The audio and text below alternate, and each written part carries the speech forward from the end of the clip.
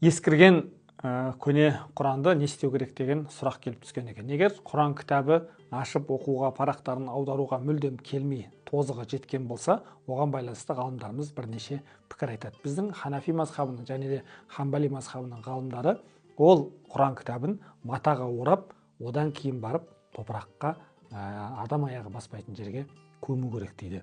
Неге матаға орау дейтін болсақ, егер де матаға орамастан бірден Құранды топыраққа апарып, оның үстіне топырақ тастайтын болсақ, ол Құранға деген құрметсіздік болады екен. Сондықтан да матаға орап барып, адам аяғы баспайтын жерге көму, бұл бір жолы. Екінші жолы, бұл Шафиғи және Малики мазхабының ғалымдарының айтқаны, ескірген діни кітаптарды, Құранды өртеуге болады дейді.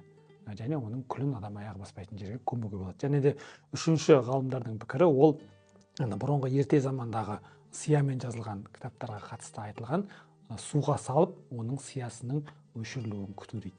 Одан кейін барып судан алып шығып, кепкеннен кейін оны өртеуге болады дейді. Мінекей осындай үш пікір бар. Қазіргі заманауи технологияны пайдаланып, егер оны реставрация жасап, өңдеп, қайтадан қалыпқа келтіріп оқуға келетіндей жағдайға келтіре алатын болсақ, олай да жасауға болады. Алла тағала біздің қасиетті кітабымызға деген құрметімізге орай біздің де дәрежемізді екі дүниеде жоғары етсін.